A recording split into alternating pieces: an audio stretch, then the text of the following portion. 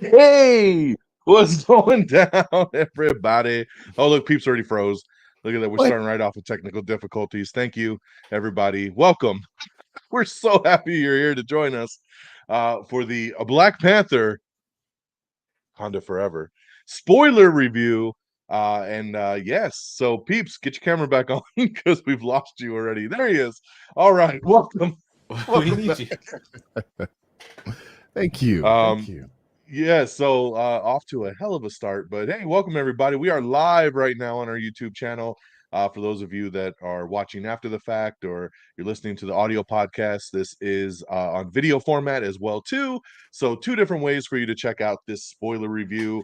Yes, so ready for another new Am I Still in the Air? And you know these faces are with me every Am I Still in the Air. We got Frigginz, we got Hey, Peeps. What is it going down, guys? Welcome. thanks for Hey. having us. It's Yes. it's gonna be fun talking about this one. I can't wait to sit here and argue with Fred for 2 hours. Why is it always me? I don't know, because There's always Fred.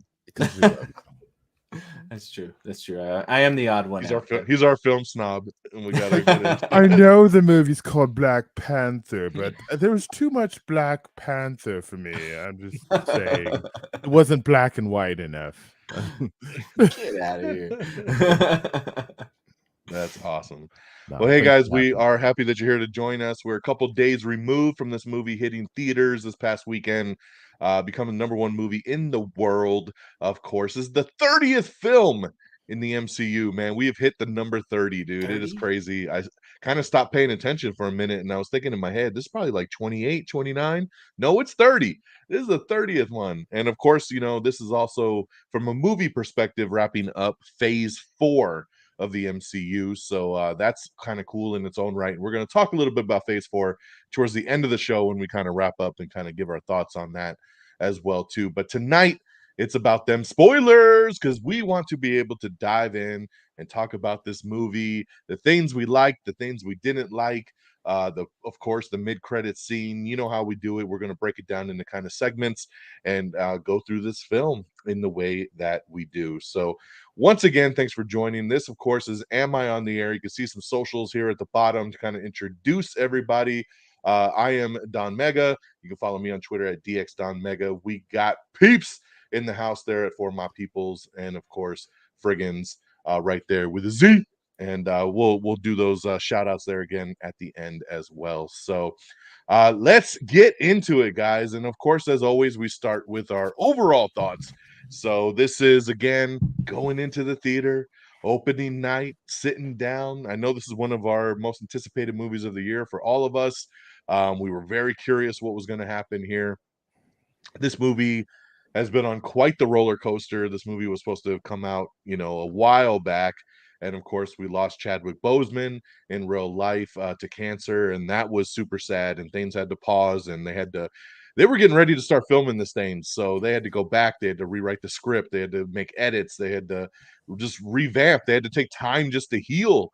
Chadwick was very, very close with Ryan Coogler, the director of the film, and they had a really good working relationship. And the director had to kind of reevaluate, what do we do? And of course, Marvel made the decision to not recast T'Challa, which was also its own controversial decision. A lot of people felt, hey man, it's a character. Yeah, it's sad Chadwick passed, but we got to recast. And but then they said, nope, we're going to leave this character alone. We're going to go a different direction with it, and we'll go from there. And we were kind of curious, how are they going to pull this off? I'm shocked, honestly, that this movie even came out this year. This movie was, not only put on the backtrack because of the loss, but then COVID hit, and COVID got this thing shut down multiple times. Then Letitia Yeah. Wright got hurt while they were filming, and they had to shut down again. And then when they finally went back to production, people got COVID again. And like this thing got shut down so many times. And I mean, I remember they were shooting more stuff like just this past summer.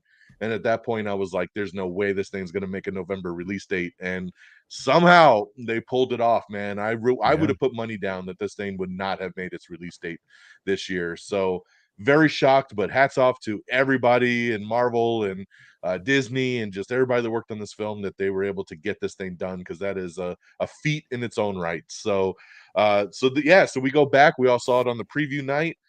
Opening night, we're going in, we got our expectations, and what did we think on that original thought? Once again, walking out the theater, where were our heads at? So, Peeps, I'll start with you. Where was your head at walking out the doors? Dude, walking out the theater, like I had this bias going in that I was like, unfortunately, I feel like no matter what they give me, I'm going to love this movie. And yep, it happened. I left the theater just like I love this movie. I can't wait to talk to my friends about it. Hey friends, what do you oh, they're all leaving. Okay. Nobody wants to sit and It talk was about it. cold that night. And that's okay, because sometimes, there's an inside of a theater that's not that cold that we could have still had the conversation, but it's okay. No. Man, when I left that theater, that post I enjoyed the movie. I already knew in my head the little bits and bops that are nitpicky, but what? I barely remember them.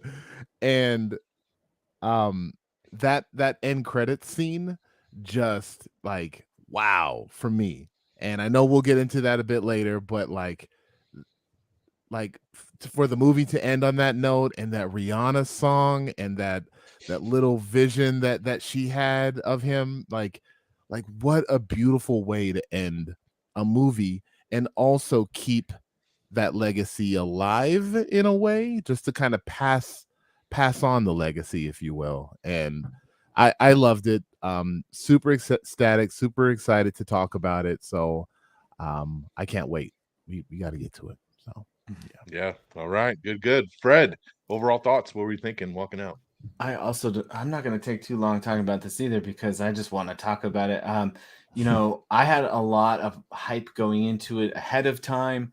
I didn't watch most of the trailers. I think I watched only the first one, and I was like diligent about missing anything else. Like something would come up, I'd walk out the theater. I'm like, I'm gonna go get a popcorn or something. It's very true. I can attest to that.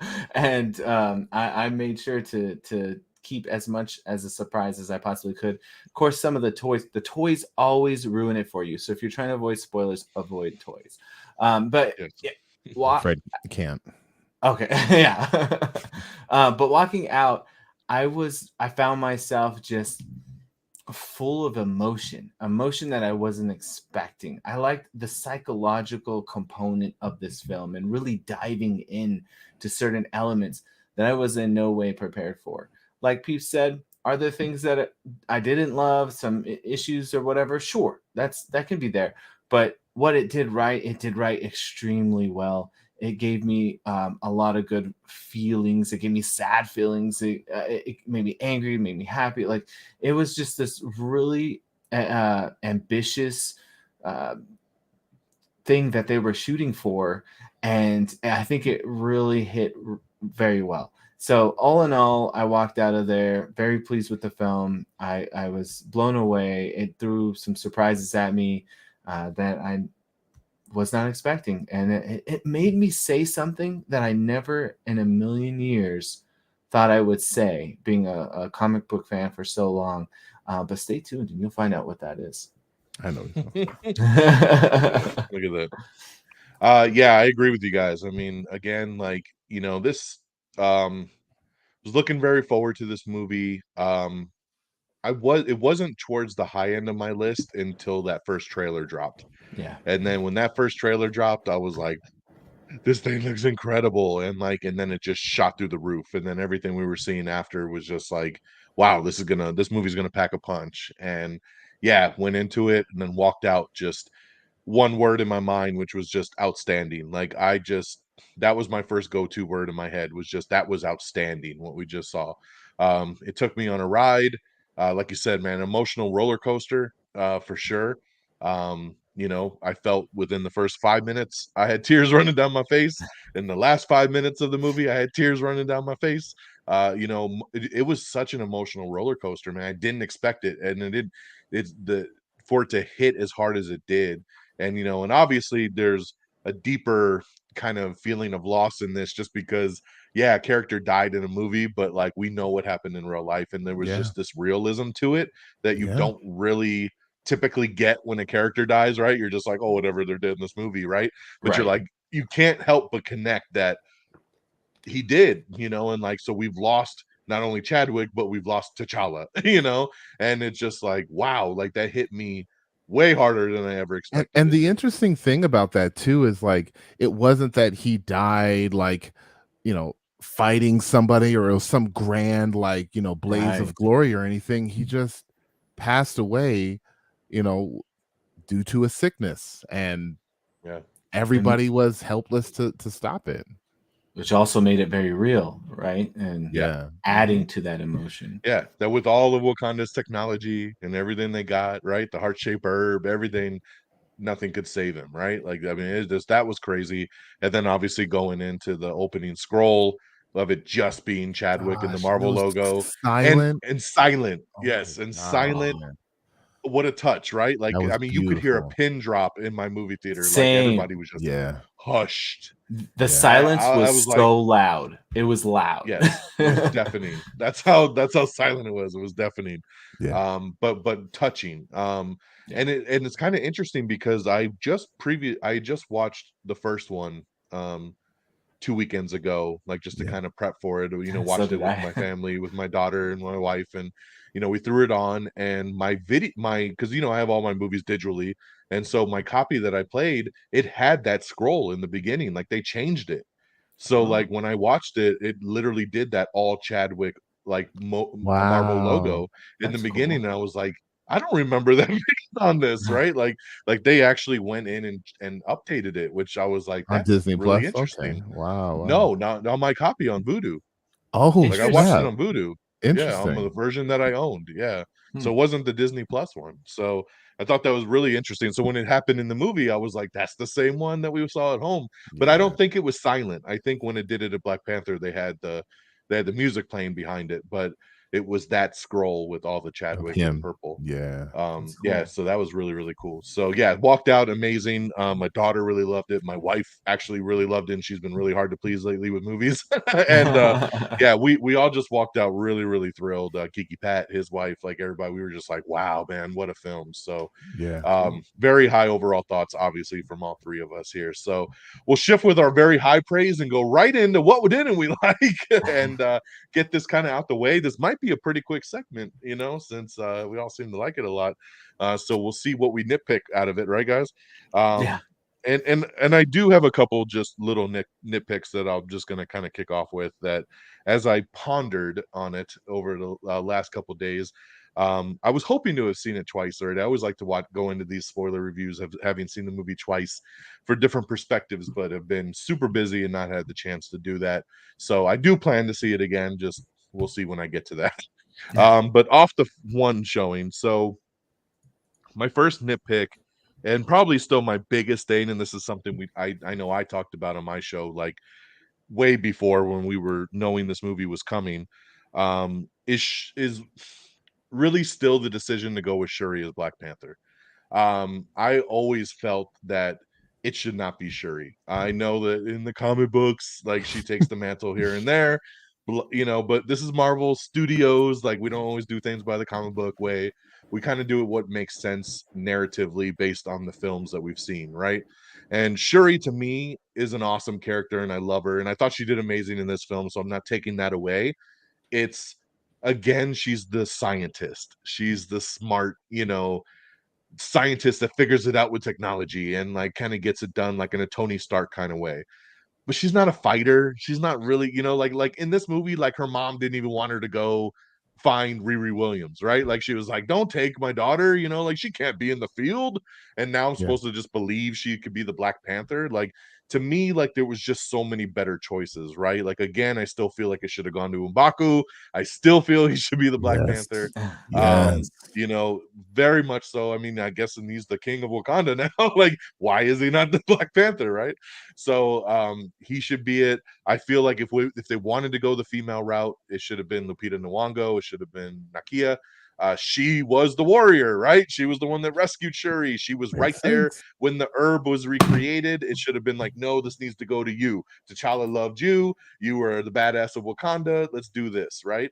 If it needed to, it could have went to Okoye, right? They stripped her of being in the Dora Milaje. I was like, maybe they're setting this up for her to be the Black Panther, right? No, they go to Shuri, which is the safe bet, and I get it, she's a sister and blah blah blah, but I still don't feel that is the right decision to move forward with. Yeah. So little bit bummed about that. Don't hate it. Like I was fine with it. She did good in it. I just still feel like the decision should have been something different. Um I I would have liked more explanation on T'Challa's death. It happened so quick in the beginning, and I know that we kind of just needed to get through that piece real quick, right? Because then we jump a year later. But this whole like mystery disease, right? Like, I feel like there should have been a bigger explanation to this. Like, what could have really killed him that like didn't spread to anybody else in Wakanda? Or, like he had the heart-shaped herb, so he had a healing factor in him that should have been able to counter any kind of real disease. If they would have just maybe put a little bit more into it, that this was some alien thing that he caught while he Super, was doing you another, got super you know, cancer. I That's mean, a didn't have little to be too real. cancer. It just he was off planet doing something with the Avengers and he caught something that he brought back and he got sick. Like just a little bit more, like rather than kind of this throwaway of like the first 2 minutes. Oh, he's dying. Oh, his heart rate's down and we've lost him. Like, okay, like what could have done that to somebody that's already superhuman? Like, what is this thing? Is this something that the rest of Wakanda needs to worry about? Like, is this something like I just felt like they were super vague about it. It was just like, oh, it's just the disease and we don't know what it was and he's dead. Like, so I would have just liked a little bit more explanation. I think they could have done that pretty quick in a roundabout way and just been able to move on from it. So, like I said, a nitpick again, but just the thought of like, I just would have liked a little bit more to that, or maybe he's on his deathbed, for half the movie while we're trying to figure out, a cure. And Namor fucks up the cure, and that kind of creates the problem, right? Like, because it's a resource that's with the Telecans or something. They could have done something different, maybe, and then he ends up passing because of it, and that's the kind of catalyst of bringing the film kind of further. But and my last little nitpick, and this is a real big nitpick, but just thinking through it, is the funeral and where was the Avengers? Where were the other people that he fought side by side Yes. with? Yeah. It Yeah. bugged me just because when Tony died, everybody was there. And Everybody. again, I'm just like, dude, like they went to Wakanda. Infinity War all takes place in Wakanda at the end. Like the king passed, you couldn't have had, Thor and Bucky and Falcon and all them like there just to at least say goodbye, like in a real quick kind of thing. I just felt like I felt that missing, that there wasn't a bigger world kind of aspect to the Black Panther passing. Yeah. And so that So that kind of bugged me. I see that, and I 100% agree. Yes, they definitely should have, but I don't think the Wakandans outside of the White Wolf see the Avengers that way, especially with him passing. They're like, he's our king, he is our loved one. This Right. it's going to be family only, Wakandans only kind of thing, and they wouldn't allow anybody else to come in. But it I don't maybe know, but they even let that everybody in for that fight, like that's why it just takes me back to that with, Infinity War and just they were all there. I mean, the Queen saw them all, everybody met. Like, I get that, like it's kind of, and that could be the thing, like, oh, it's a family ceremony. We don't want yeah, all these people in, but that's why you at least just have a couple core people come and just kind of pay their respect and then they're gone, kind of thing. Like, it just especially would have Winter been nice. Soldier. It would have been nice for that bigger picture again. I think Winter Soldier and maybe like Old Man Cap or Yeah. something like that. Yeah. That would have kind of made sense. Yeah. Those two would have been Yeah. good. Just give me something. Give me something. But that's all I got. Those are my 3 bullet points. Shuri, Black Panther, more explanation on his death, and the Avengers at the funeral, just something a little bit more. But that's all I could really think of. Really like sat and kind of pontificated on this. Like that was it, So, Peeps, let's go to you. Anything stand out to you that you were just kind of wish they did differently or changed overall? Well, I'll purposefully leave one off because I know Frigginz is going to bring it up. So I'll at least leave you one, buddy. Okay. But and about the Shuri thing, I agree, DX. Like, I think definitely M'Baku would have been a better choice in terms of the protector of Wakanda. And if it would have been Shuri, I think I would have accepted it more if she used more technology to assist her. like maybe that whole thing with the AI that she was building up, like maybe there she has like little AI drones or something around her that kind of help her fight, because like you said, she's not a fighter. The first movie, she didn't even go to any of the places. She was just doing it virtually, which kind of leads into my next gripe. I don't think they should have let Riri into in the midst of combat. She's a college student, and they're like, "Hey, you want to go kill some fish people?" Yeah, that Right. sounds fine. Like, and then she's just there out murdering like the Talocans. Like, it just didn't seem like that's something they would have her character do, or her character should even have any business doing. She should have been in that AI driver's seat back in Wakanda, like maybe piloting a suit from there. And then she's like, "Ooh, I like the feel of this. I kind of want to make my own kind of," and then maybe leading into the show a little bit more. I don't know. That's a little nitpick. I did not like, again, Shuri. She's not really a fighter, a combat, but she's able to handle Namor or Namor, you know, hand to hand, but like she gets impaled. Yes, Straight exactly. impaled. No Like, explanation of how that her signed off. spinal cord is not there anymore. Like, it was straight through the stomach. Like, she's got a whole belly button in there now, and she just The vibranium just healed she it all just up. walks Yeah. it off. Like, you hear a little sizzle as if like there's nanobites going in her belly button hole, but like, I don't Right. think she's walking after that. But Yeah. no, she's fine. And I don't know, that Totally fine. that bugged me a bit. And then Bugged me how too. they flew back. They just flew back on what? Their ship exploded. I did not understand how they got back to the warship from their little desert island oasis. I didn't. Called an Uber. Yeah. They have Wakanda Ubers. Wakanda They Uber, went, yeah. they went, "We ball back." Yeah. They're just Came and got 'em. invisible, flying all over the place. So, We go back.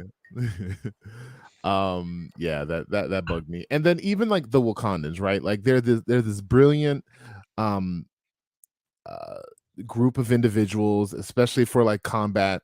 They thought, hey, it'll be a great idea to attack these fish people on water in the middle of the ocean on a boat. Like there's nothing that can that go wrong with it. Everything would go wrong with that. Like, yes, I get it. Take the fight to them. They'll never expect it. But like there should have been like a Well, that's how plan they B. drew them out, though. Was they were pretending to be another ship digging for vibranium, so Mhm. they had no idea it was like Wakandans. So I mean, how else would they have really lured them to them for this fight? You know, I don't like, like, throw a yeah, it bunch. seems weird to do it on water, but that's how they, it wasn't like they were like, "Come get us," and they're just sitting on a big pirate ship. Yeah. Like it was, they had the little womb thing on the bottom of the ship, and then the main thing was just to lure them by saying, "Hey, we just found out there's another ship in the ocean drilling for vibranium. We need to go get it," and then they, tricked them all. Yeah, So I let's hit kind of them. understood that. You know, Let's hit them with some sound. We'll get them. Yeah. yeah, It didn't I mean, get it 'em. worked. Yeah. Let me see. I guess the only other really big nitpick that I have is, and yeah, obviously I'll bring up more as we go through, but Mhm. the biggest one is I was expecting Lake Bell to have like a bigger role in the movie, Mm. and for her just to be like, "Hey, I'm here and I'm dead." I don't know. I guess I was kind of hoping that she would have like a bigger role somehow. I don't know. Maybe like the next Ross or something. I don't know. Maybe like a scientist that maybe would even carry into the Ironheart show or something. I don't know. And then that the whole thing with Ross, I can say that too. Like, I feel like a lot of that was unnecessary. Like, it really didn't do anything. Yeah, Like they I could think it have was done just there. It was something just else. it was Yeah. that Marvel piece just to show Val, show Yep. that they were married, Right. and lead for Thunderbolts. Like that was a Feige moment, I think. I was Yeah. like, "Yo, I just need you to do one thing for me in Yeah. this movie. Throw them Use in these two there. characters. Go." Yeah, exactly. Yeah, and that whole thing. I mean, it was pretty cool and well done how they did it. How she was like kind of playing them the whole time, but I don't know. At the same time, like I feel like they could have done something else with all that. But I was glad to see him in the movie. I was like, oh, he's the guy from the other movie, and yeah, so. But yeah, that's where I'll leave with our big nitpicks. I mean, a lot of things that I liked Yeah. about it. Other really small stuff that like, yeah, I guess I'll go ahead and say like I would have liked Namor to be a little, I guess, a little more menacing. Like he was like such like a cutesy love bug when he brought Shuri into the Talokan. You know, he's like so nice and everything, and then he just turns into like a mom murderer like 5 minutes later. It's like, wow, that's like an Anakin kind of shift, and I don't know. It just Well, felt I very think because they didn't drastic. want to go full villain with him, you know, like they were trying very much to just have That's him be this anti, antagonist that's like, yeah. hey, like I'm about my people, you know, and as long as my people are left alone, like we all about that love, you know. But as soon as you mess with us, we I'm gonna killing kill your you. mama. I'm killing So your yeah, mama. I'm exactly. going. He So, Yeah. you know, wasn't don't going push after a me because I'm mom. He close to was the going edge. after the queen. It was a power move. Yeah, Yeah. that's true. And this isn't really, it's kind of a nitpick, but like when they were in Talokan and they're like swimming around, like I would have liked for it to be like a brighter, like you, I don't know, like see the civilizations. Like I could barely see anything past like 5 feet, and I get it. They're in the depths of the ocean, and everything's supposed to be dark. There's not supposed to have any light, but old boy created a sun. He had a mini sun there. So I feel like at He that hadn't pulled moment, it out yet, so that's why it was darker. yeah, Because oh, remember yeah, when he yeah, brings Shuri up, he's like, "Take a look," and the thing's all, and the sun came up. So yeah, he's like, "Dad brought the sun to my people." You yeah, also I th- can't I copy kind of dug. Aquaman. Yeah, that's what I was gonna say. Is I kind of dug that it was drastically different than Atlantis, right? Because it was. Atlantis and Aquaman is super neon and vibrant, and Well, yeah. Atlantis I is mean, I don't super need colorful. octopus playing drums Yeah, or nothing like that. Yeah, please but But don't. just yeah, but you're this right. this looked more like what would a civilization look at the bottom of the ocean. Yeah, It would look no, like this. It'd be pretty dark and dingy. So, definitely. I And the kind of people, dug that. I appreciate that the people, it wasn't like, Aquaman or SpongeBob where they're just walking around underwater like it's nothing. Yes, It literally seemed like people like holding their breath and they only had like yeah, 20 seconds totally. left. Like, Yeah, but like, totally. it's different enough, and like you said, like they're not copying Aquaman and all that. It was unique, and people underwater looked like people underwater. People So underwater. yeah, so so yeah, so for that, like that's what I said, like nitpick, but also like I definitely give that one a pass as well. So Yeah. okay, all right, I'm That's done. why I like that, even that with them changing it from Atlantis to Talocan just to kind of make it something, a little different. That's not the same thing.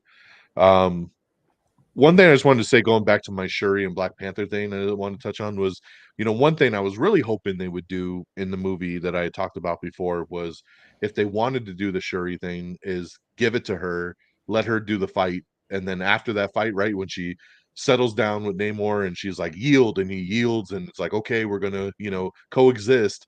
Then she's like, okay, I don't want this shit no more, right? I Like I I only think did she this did fight. that. I think she did No, that. she didn't. No, It's Umbaku. implied. It's No, implied. I mean we'll get there, but It, like yeah, Umbaku was fighting at the throne at the end.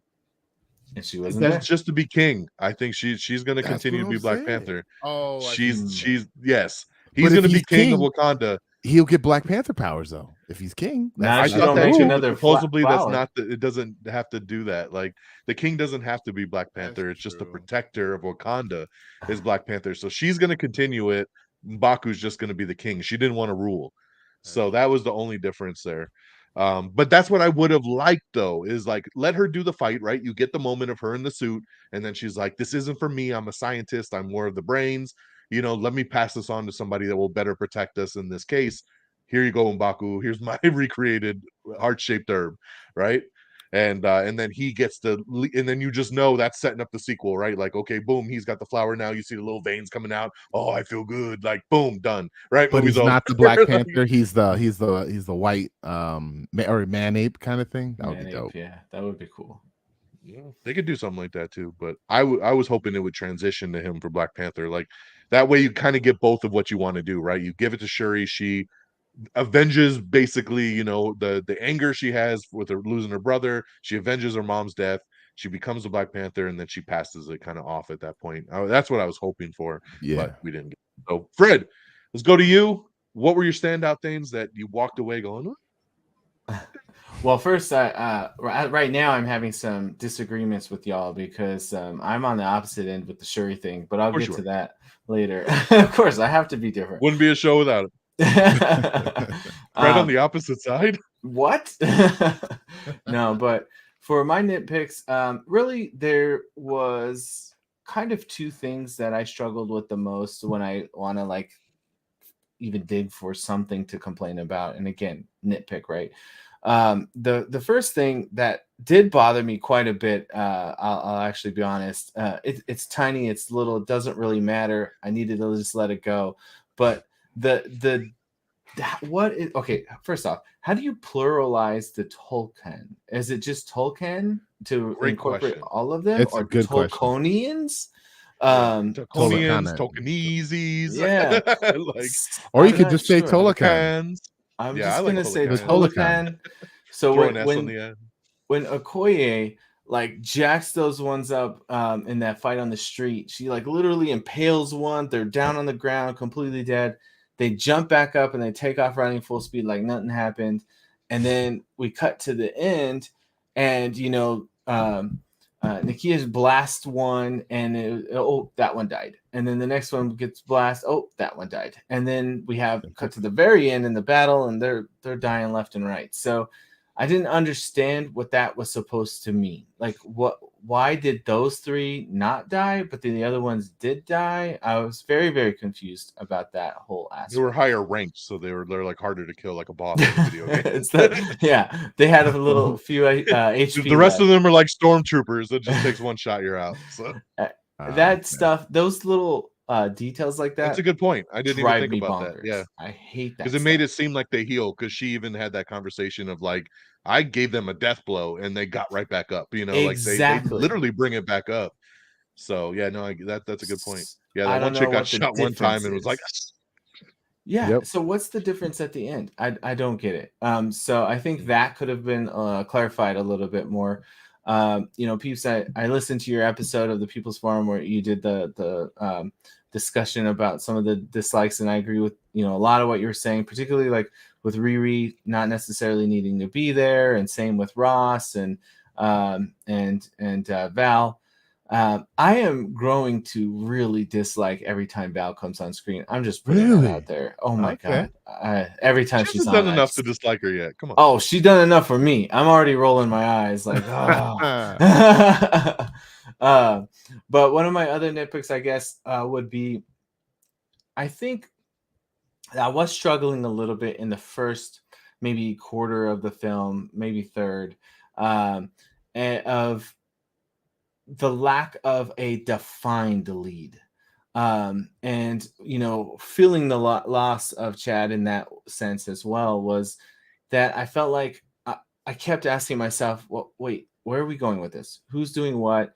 I felt like they were juggling between the Queen and Okoye and Shuri, and I'm just like, wait, who's supposed to be in charge here? And who am I supposed to be? The movie with a bunch of side characters, and that makes it difficult because you don't have a defined lead in this. And I did struggle with that initially. Now they got to it, and it was, the benefit of the doubt is the fact that it was like you needed to lead up to those things happening or whatever. So I'll give them a pass, but it was a struggle in the beginning, and I think that impacts my overall ranking or experience. Because I did find myself kind of getting pulled out and being like, wait, where's my lead person? Who am I supposed to be following? And I didn't even really care who it was. I felt like I just wanted them to pick one, but I was getting so many different people from different angles that I didn't know which one I should be kind of following. And it's fine. I love them all. So it worked out ultimately. But, again, nitpick, that's kind of what I was experiencing in the first quarter of the movie.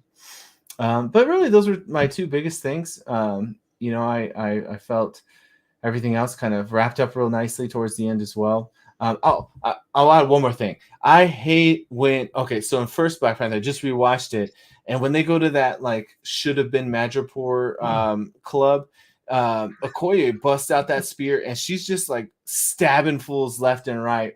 There ain't no electric shock on the back of that stick. So in the opening, I mean, they did have that, but she wasn't using it.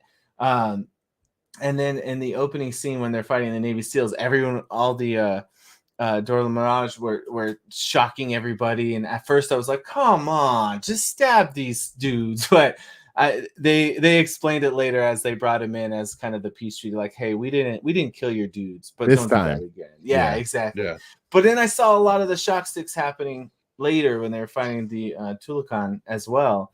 Really? I thought they were killing them. That's where I had. They were, but I still did see some of those electro stuff, and the electro blades drive me bonkers. So I think Anika, right? Because she loved that little electro daggers. Yeah.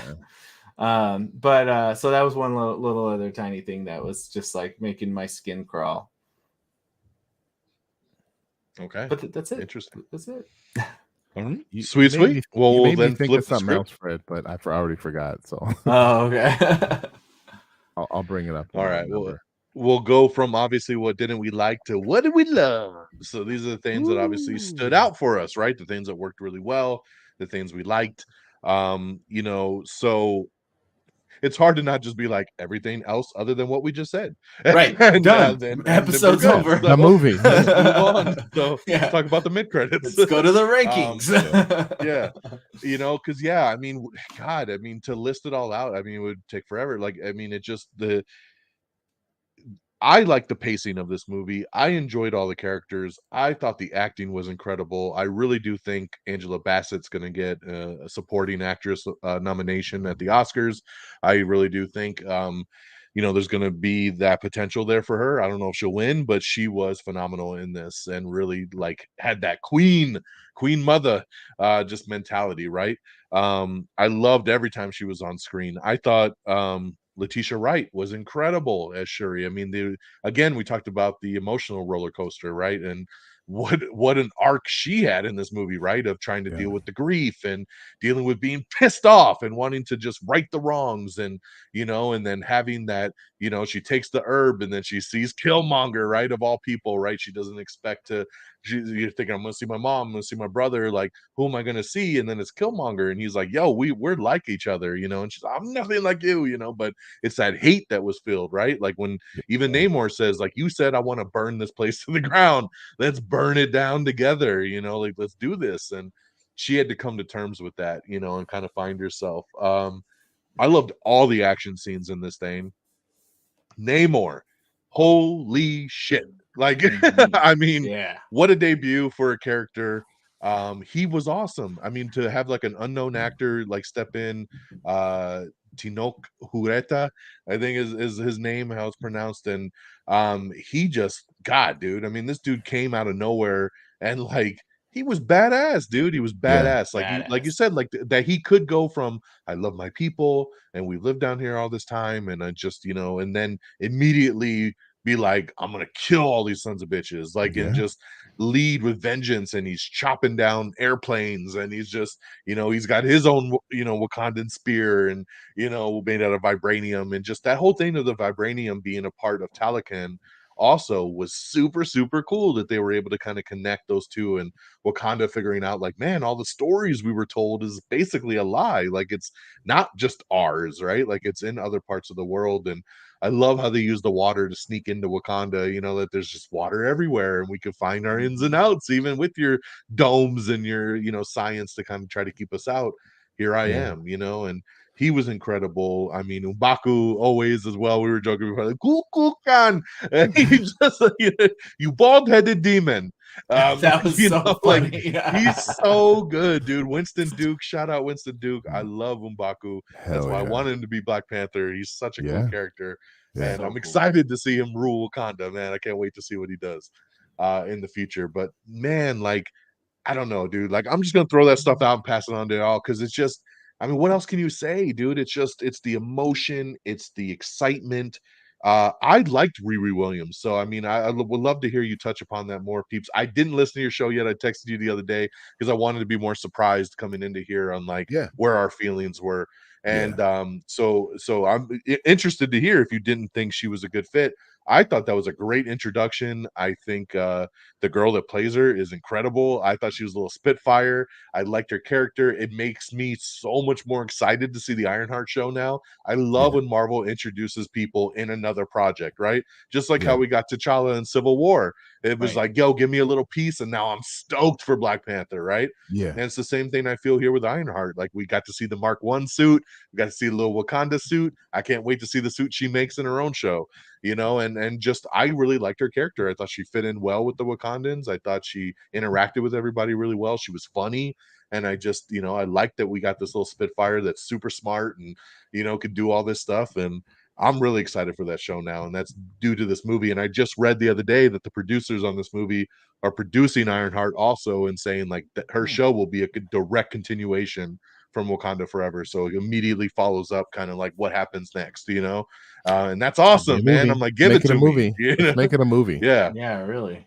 Might as well. Yeah, unfortunately, it won't be. But hopefully, Yeah. this is going to be a badass show, though. Yeah. And I'm way more excited for it now, having seen her and met the character.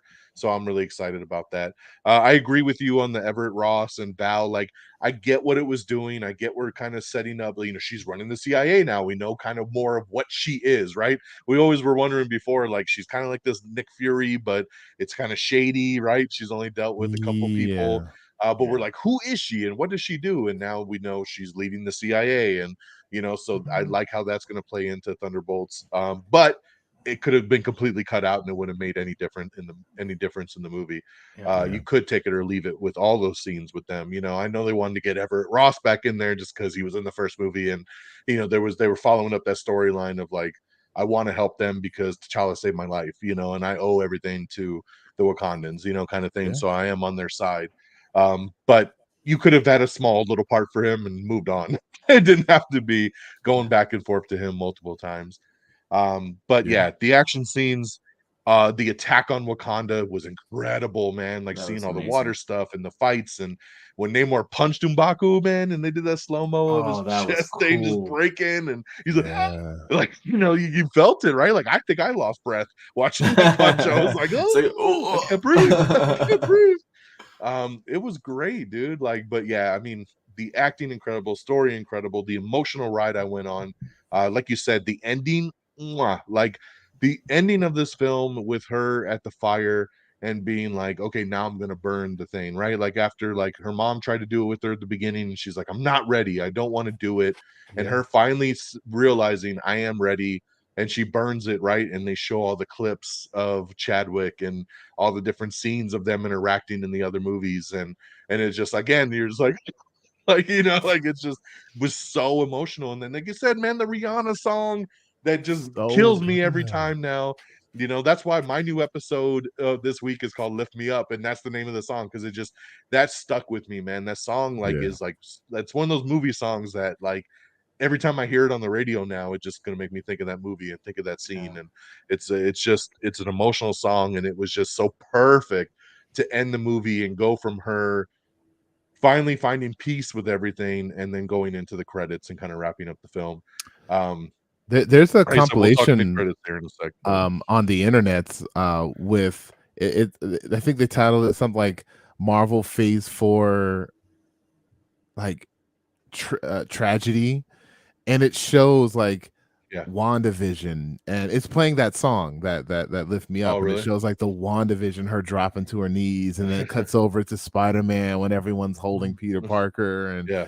like, Yeah. oh man, it was a neat little compilation and perfect song. That's great to hear, and that's great to see. We're going to talk about Phase 4 thoughts here in a second, and Yeah. that was one thing I was going to bring up was I think we've now got the picture that Phase 4 is about grief. I mean, I really do. Yeah, Like we've been pretty wondering much. this whole time, what the fuck is the point of this phase, right? Like it just feels Yeah. like it's all over the place. But then after Black Panther, it almost becomes this clear picture. And like you said, WandaVision, Spider-Man, like I mean, all these different things of grief and Even dealing with Shang-Chi. grief and Yeah. Shang-Chi and just losing people you love and everything, man. Thor, right? Losing Falcon, Jane, Winter like Soldier. Yeah. dude, Yeah. like I mean, it really is about grief. So I mean, it's just so that's an interesting idea for this phase. That's the big focal point on it. Yeah. Even Eternals to an extent, right? Like, I mean, it was Yeah. all lie, and everything they knew was not true, and just everything everybody went through. Uh, Black Widow, knowing what happens with that, like, and Yeah. Yelena having to move on from that. And That movie Hawkeye. ends with her at the Hawkeye grave, too, yeah. Hawkeye. Hawkeye as Yeah. well, Yeah. so yeah, so we'll talk more on that in here in a sec. But yeah, that's what I got, man. Just everything. We loved it, everything. Yeah. So, Peeps, what are the standouts for you? I mean, if it's okay, I'll go ahead and pass this to Frigginz. Like, I spent an hour and 20 minutes talking about things that I love about this movie. I'm curious to hear what Frigginz has to say. Well, for me, I found it very entertaining. Obviously, I think first and foremost, I mean, this is a film that captures your attention. You mentioned the action scenes and all of that kind of aspect is, top notch as we expect from Marvel. For me, some of the things that really stood out was number one, as far as the action component, I really enjoyed the water bombs. That was something I never thought I could Cool. even have imagined. And like that first time when they use it on the bridge and the car goes flying, I was like, is that water? Like what? And I always appreciate when they can throw in something that you couldn't imagine or expect. Mhm. And, getting surprised, especially in a Marvel movie where it seems like we've seen everything, Right. to get something new that you weren't expecting. Right. Yeah. And So what that would was underwater people have as a weapon, right? Like, I mean, it makes so exactly much sense so much that would be sense. their thing. I'm gonna throw water at you. Is awesome. And so that was really fun. I especially so I loved in the first Black Panther finding this like new culture and seeing, the from everything from the clothing to the building structure to just every little detail I wanted to eat up as much as I can get. And so coming into this, I kept thinking like, how are they gonna one up that? And honestly, like as heartbreaking as it was, seeing the funeral scene was just absolutely amazing to see more about this culture and to learn more about Wakanda. And then I thought, well, now they're adding, Tulakan, and how is that going to look? And then seeing that and being so different and tying it to the kind of Aztec Mayan kind of vibe was amazing. We're getting to see things that I never would have thought. And I mentioned earlier about kind of my little hint about the thing that this movie made me say, and I'll talk about that with Namor, was when he came on, I was instantly glued to the screen. I wanted to see him stay on that screen, keep doing stuff, like don't go away. Like I was, he's magnetic on screen. You want to see more of him, and you got that almost instantly. And it was funny walking out of the theater. I did the one thing I did tell Sean before I ran off into the cold was that never in my entire life, as being a comic fan for so long, I have always laughed at and scoffed at and just made fun of Namor. He's been such a joke to me, and to come out of this film and say Namor or Namor was so freaking awesome. Like that's something I never ever thought I would say in my life. And I love how they did his like flying, like how he's running in the air. Literally what I was just about to say. Like I love the like football juke stop, or like the basketball, like planting the foot and then shooting off the other way. That was so cool to see how the wings. When I think about Namor, the comic and cartoon character that I've seen, I think about a cartoon where he comes out of the water and Human Torch is like, why do you have little fins on your or wings on your ankles? And he's like, to fly. And I just would laugh because I thought it was so stupid. And this film does an amazing job of making a silly concept absolutely cool. So it shouldn't work. It shouldn't work on screen. It's stupid as fuck. But when you see it, you're like, that's cool. And like I said, in the way they made him fly because of it, it all worked. It worked so well. Absolutely. Which did make me feel like they were being a little lazy with Riri. I really especially didn't like the graphics for her first suit. And then even when the new suit came, it felt like too CGI for me. But anyway, I really appreciated the way that they made him fly. I thought that was one of my favorite aspects of it. I do have to disagree with you, Don, about Shuri being the Black Panther scenario. What I enjoyed about this was, so coming into it and thinking and rewatching Black Panther, I did have those initial feelings that you talked about, of saying like, well, she's the science mind, she's not the fighter. Why would this work?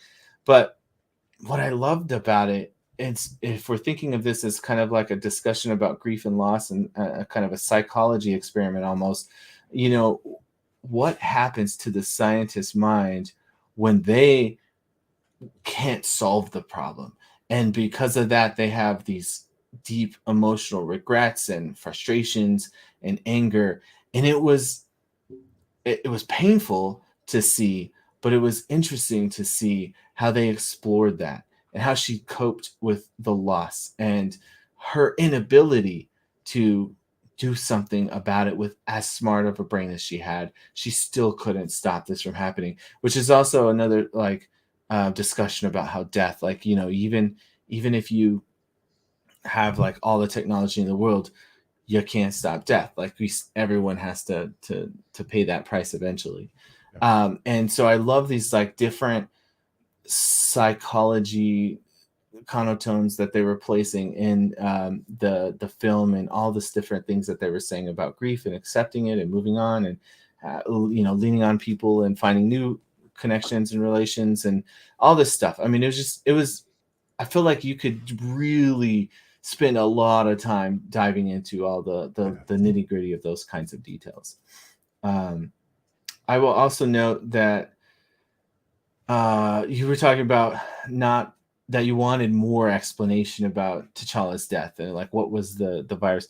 I'm on the opposite end of that. Like, I actually really liked that they didn't, because for me, that loss was too real to the world experiencing this film, that like in a way I feel like it's better that they did it. Like like, let's just move past that. Let's not play with that. That was something that actually really happened, and let's just move forward. That's a decision that you made when you chose not to recast. I mean, that's on the makers too. Like, to Sure, but it I doesn't think the matter. character's too big to just off screen kill him in 2 minutes, you know, at the beginning of a movie. Like, he's too big of a you know, character. He's an icon. Like, it just felt too throwaway to not give it I more. thought that at first, but after watching it, I realized it was just too real, and I actually appreciated more that they did do that, because I feel like it's also showing some respect to the like his real family and his real friends and his, you know, all those people, just being like, you know what,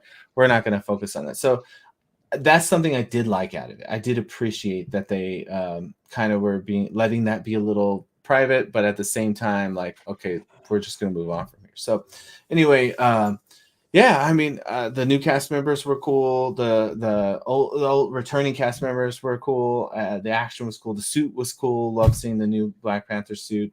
But those are the biggest standouts for me that I wanted to touch on. And I feel like I've been talking for a while, so I'll let John actually say something here. So, but yeah, I mean, it really boils down to the psychology component for me that really strung true with me, and I found it really intriguing.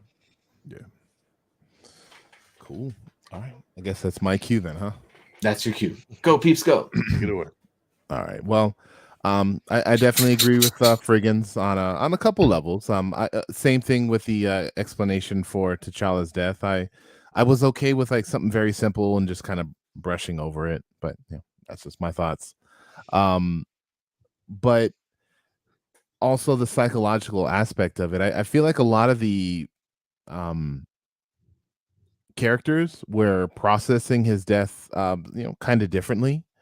You know, Ramonda, Angela Bassett's character, she was very like, you know, like showing face, like, no, it's not affecting me and it's not impacting me. But then you see her like, you know, with her crown off and everything, and she's still being affected. But like, her role is to, like, she has a daughter that is going down a dark path that she can see, and she's trying to keep her daughter like on the same path, like on the right path, but while she's still hurting. Nakia, like you think that Nakia just couldn't take it and then leaves, but you find out later on why Nakia, or not, yeah, Nakia actually leaves. But like, yeah, like even her, like the way that she kind of processed, like his death, and then obviously Shuri with her anger and all that. And M'Baku, like his character had a lot of growth, I feel like, between movies. I mean, obviously with the Jabari tribe now being a part of the main council. And there's that line, I can't remember it exactly, but Shuri says something to him like, even if I am just a small girl playing with toys or something, that line from the first. Scoffs at tradition. Yes. I love that they brought that back. And then M'Baku is just kind of like, yeah, not all the time. I said that. You're cool now, though. You're cool. Yeah, but I like like that they went with the fact that he said that T'Challa had asked him to be counsel for her. That he'd be Yeah, somebody that she that could was talk to. I thought that yes. was really cool. That he's like, hey, your brother told me, to provide you counsel. So here I am. Let's talk it through. And Yeah, that I thought that was a really cool moment between the two. yeah, and you have to think like he is a king. Like he has that wisdom. He as silly as he is, we're all vegetarians. Just It's carrot.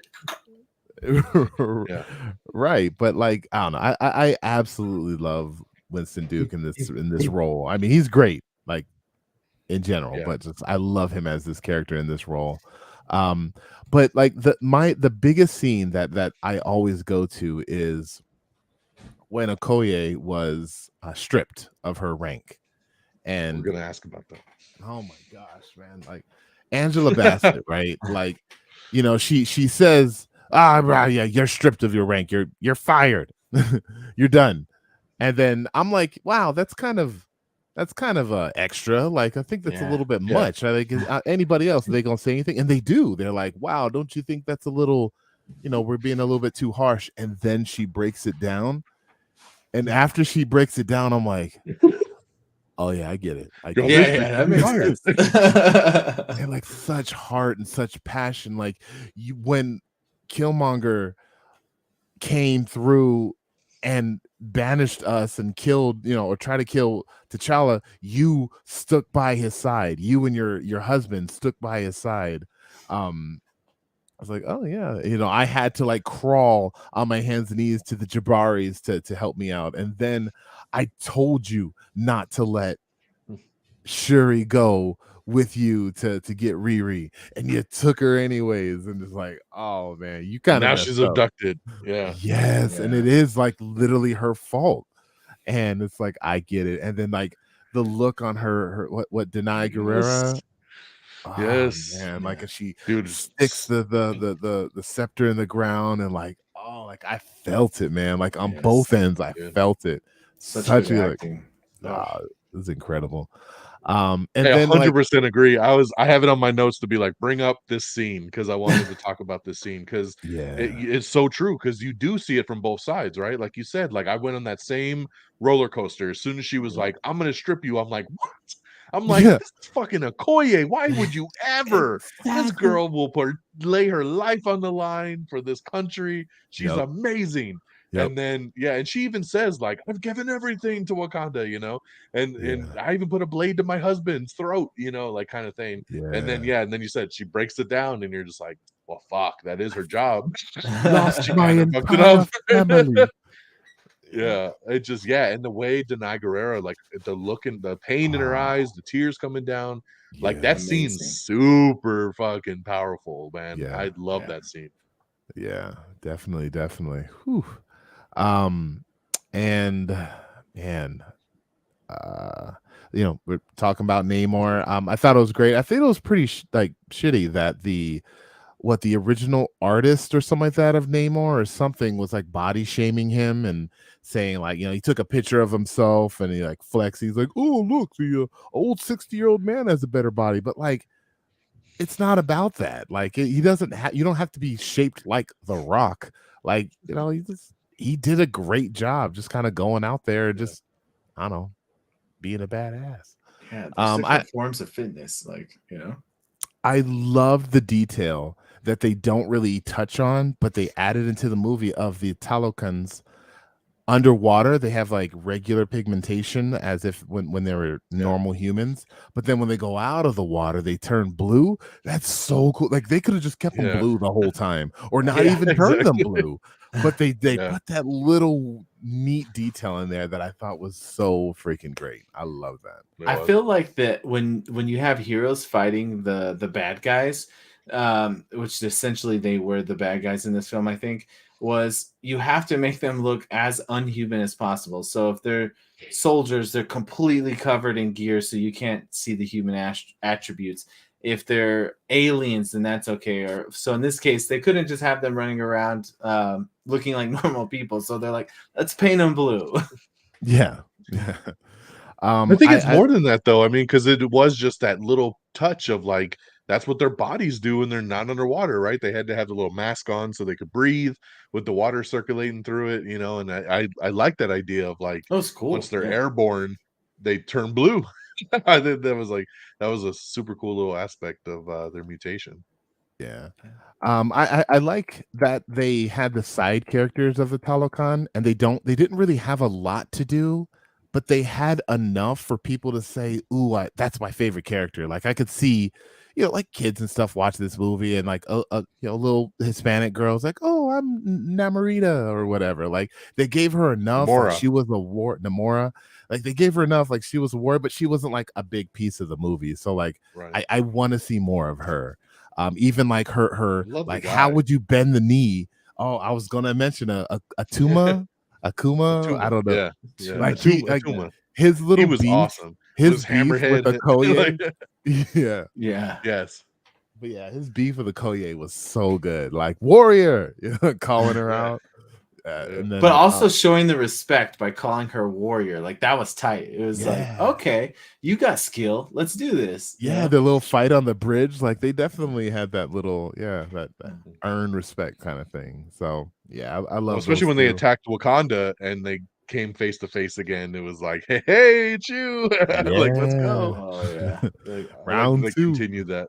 Exactly. oh, when he like clotheslines Okoye, I was like, oh, like that looked like Yeah. it hurt. Yeah, and then when he like hit the two vibranium stabs hit each other, and she just like flying back. Oh yeah, like, just like sliding. Yeah, that was so awesome. dope. I Love that love the bridge fight. sirens.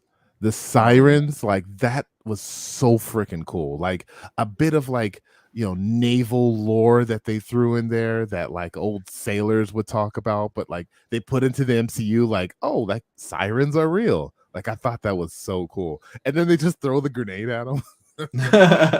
Yeah.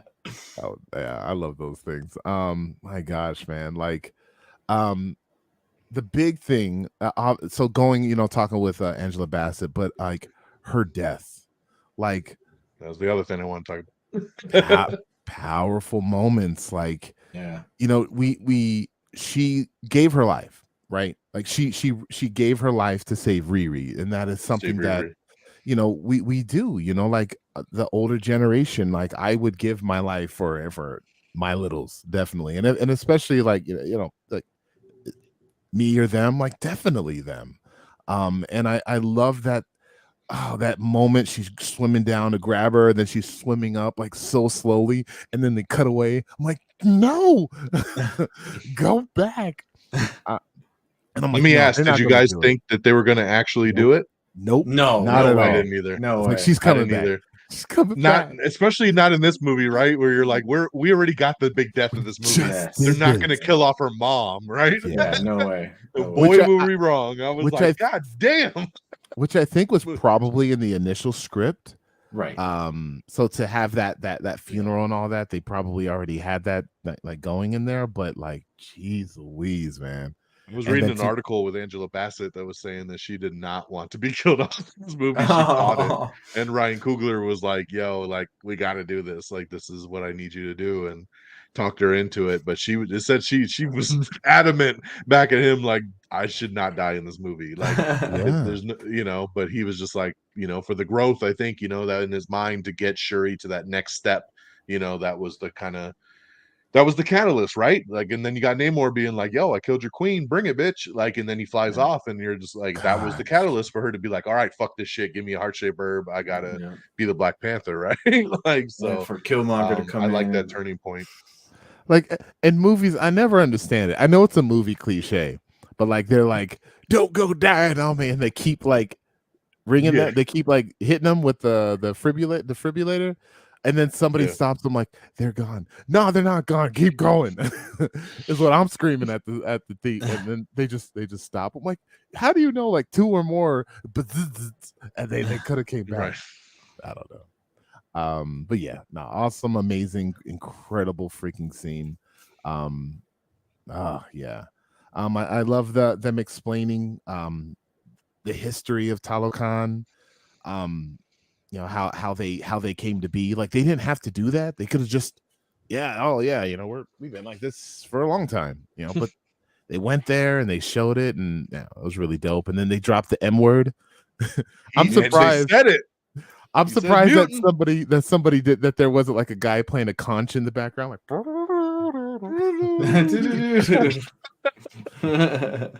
But it's okay that they didn't do that, I guess. But yeah, I don't know. That obviously, me. Anytime I hear anything like that, I get super stoked and excited. So, yeah, man. But yeah, I can go on and on, like you guys said.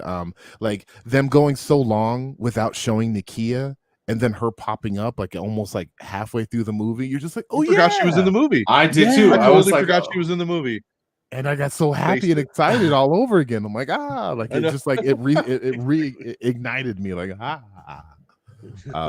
yeah, and she was amazing. She's dope. Like she's great.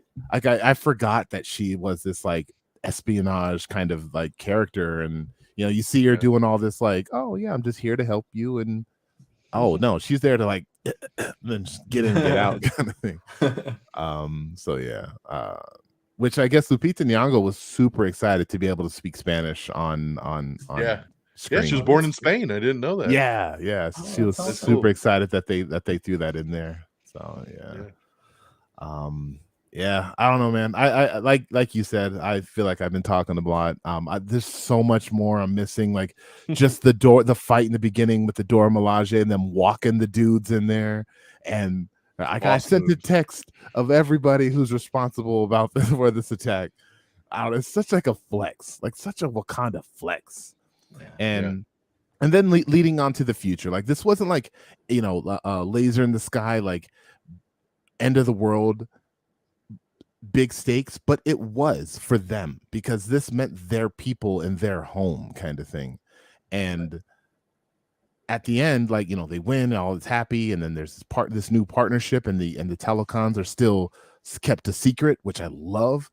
And there's this now looming threat that the rest of the world, the America, CIA, thinks Wakanda is responsible for these terrorist attacks and will potentially go after Wakanda.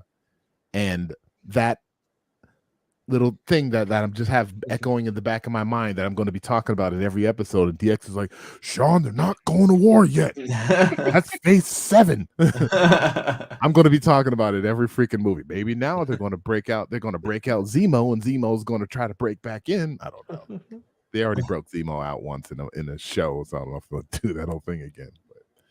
But yeah, man, just the heart, and my issue with Black Adam, you think about Guardians of the Galaxy, the movie has its own feel, with the friendship, and the friendship is family kind of thing. And Captain America, and it's like Fred loves like their little espionage and war tactics and shit. And then like Wakanda, where it is just like it's literally family, like they're all Wakandans, and the love that they have for each other, and the music and the culture and the the costumes, like shout outs to Ruthie Carter, the lead costume designer on this movie, because And she Ramonda's got like, another Oscar in her sights. yeah, Heck yeah. definitely, man. Like oh my gosh, I forgot to mention Namor's little headdress. I wish he would have wore that into combat. Like that It would have was been cool. so dope. Like that little serpent head thing. Gosh, that looks so cool. And the fact that they It would have made, been like too I said, heavy out of the water. that's just, oh. It's cool though. He's It's all cool though. Like you it's said, just Friggin, heavy. the fact that they made Namor like the corniest prince of the sea, like this elf-eared, bowl haircut looking goofy, like dolphin smooth man, made him as cool as he is, and with the Mayan culture that they added, and the detail, and if you listen to like the music that they play when they're in the Talokan, and the detail to their costumes, it's like there's so much heart and effort went into this movie, and it comes out and it shows. So I'm sorry, guys. I'll stop. We can talk about other stuff. Anything else you had on the notes that you wanted to talk about, BX? No, man, that was it. I just those were two big scenes that I wanted to really touch on was Queen's death and obviously Okoye being stripped. I think those were two big pivotal scenes that we didn't really touch on that I wanted to circle back to. Yeah. But yeah, so I mean, we like I said, guys, we can go on and on. There's a lot to love in this movie. It's almost There 3 is. hours long. There's a Yeah. lot to love. We could literally So we're gonna dissect skip. this movie in like quarters and just have our own little 2-hour section of just like, oh, the first quarter. Oh, what'd you like about that? Yeah. Yeah. So we're gonna skip here to the mid-credit scene. This movie, of course, only has one, so not your typical Marvel movie with the two, one in the middle, one at the end. They felt this movie did something good in the middle here, and there was no reason to go back to anything else after the end of the film. Which is funny because I'm already seeing on like TikTok, there's a bunch of fake videos of an after credit scene at the very end that's all like Doctor Doom popping up. Oh And wow. I'm like, and all these people are falling for it. Like, this wasn't at my screening. Like, jeez, man. Like, people do some good shit on there. But yeah, one mid-credit scene, we go back to Shuri on the beach, and Nakia comes walking up with a little boy, and basically is like, "Hey, I got something to tell you. This is my kid, and his dad was T'Challa, and." So basically, like, mom knew about this, and this was T'Challa's choice to tell me to go back to Haiti with him and keep him away from Wakanda, just, so he doesn't get mixed up in all that and can live a regular life. And so yeah, meet your auntie, and he's like, hello, auntie. Then you find out that, he tells his Haitian name, but then his Wakandan name is Prince T'Challa. And you're just like, so in a roundabout way, we've circled back to we don't really need to recast, but in the future, we're gonna have a T'Challa that will probably be the Black Panther, Yes. and here you go. So Yes. they're gonna give it to you in a more suitable Subtle. way for the Yeah. MCU. So the only thing that sucks is I felt this kid was a little on the young inside to really like someone to wait 10 years for him I to be Black know. Are we Panther, gonna or like speed what him are we up? gonna Is he do? gonna go into Right. the Speed Force or something? Or I don't Yeah, know. exactly. Like we're gonna get another snap, and he's gonna go away for 10 years, and then come back and then be like, "Hey, Yeah. I'm grown up. Right. What's up, guys?" So yeah, I felt, or we're gonna have Kid Black Panther with the other Young Avengers when they decide to do that. Kang Dynasty or something, like future version of him or something. I don't Oh, know. there you go. That'd be cool. There you go. You get something else, but a very touching mid-credit scene that furthers the story a little bit more. You find out why Nakia wasn't at the funeral, why she didn't go back, and then now that there's this kid, and he had a kid, and going to carry on the legacy. So very, very touching to kind of give us more tears in this movie. So, Peeps, throw it back to you. What'd you think of this mid-credit scene? Like I said, when I left the movie, this being the last scene that I had watched, it was it was very incredible, very touching. Like I hear people in the background, I'm like, no way, oh my gosh. Like people are flipping out, and I'm like, I think they're getting a little overexcited. I don't think they're gonna do what they think, and they do exactly what they think they're gonna do. So yes, like them giving us T'Challa, kind of going with this whole theme that they've been doing in phase 4 of like the next generation. Like I really like that. And to see where they could go with this, and you think about I don't even know their name. Like what is their family name? I don't know. But the T'Challa family, like The Shuri is the T'Challa- last. the T'Challas. The T'Challa's right. Shuri is the last of them, and and then like wow, like if she doesn't continue that bloodline, like it ends with her. So like where else does it go after that? And then it's cool that they gave us this to kind of continue that legacy. And they could do so much. The fact that that his mother is Lupita Nyong'o, so if there is a future movie, she's definitely going to be a part of it. That it's so exciting. And even like he might even have like that Killmonger element. Like he's not born and raised in Wakanda, so he's like this outsider coming in, and everyone's like, "Ah, who do you think you are? You're not Wakandan." He's like, "Look, you say I am." And they didn't do that. That's a nitpick. They didn't do that at all in this movie. I was waiting for someone to like when they went up to Riri's like dorm, like, hey, I don't know, but Well, Riri said, "Am I getting recruited?" I love that. That's cool. Yeah, but Riri's okay. She was okay. But yeah, Fred, but that what'd scene, you think? loved it. Yeah. I Big mean, credits. what else to say? I mean, it was unexpected. That's for sure. I definitely didn't see that coming. And it was nice. It was like a breath of fresh air, kind of the whole time that ever since the announcement of his passing, it's been they need to recast Black Panther. I just feel like this character is too important to just be left off to the side and not be addressed. And Yeah. so to be able to see that, it's easy to not have faith in the directors and the writers and the storytellers because of how many times we've been burned, where we said, well, this should have happened, or, this would have made more sense. And so it was kind of refreshing to have the experience where they actually did something really well. I feel like it was handled extremely well. I'm okay with that kind of transition because you're still being able to pay tribute to what Chadwick brought, and still keeping the character going down the road in the future. So obviously the age thing was definitely a concern, because initially, like your first response is, well, what does this mean? Like, are we getting black? Like, are they going to age him up? Whatever. But it was very nice and touching to close out with that. And the other thing I like about it was the whole film was, loss, and then, finally being able to have a moment of acceptance and that new life continuing on the legacy, right? And I just think that's so profound, and it was just exceptionally well done.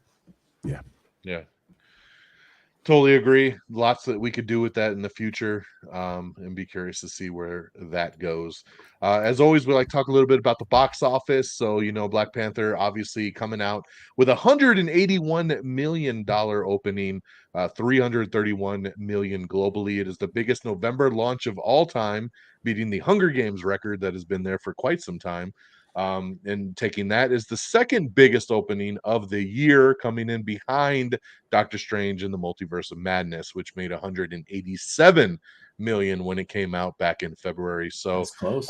So close. I'm actually kind of shocked that it didn't beat it, with everything going for it. But a sequel here that doesn't have its lead character, and kind of like we talked about before, doesn't really have a strong lead that commands going to the box office.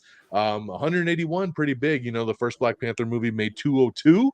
So, a little bit below where the first movie was, but I don't see how you're not super happy with this opening as it stands with everything going for it.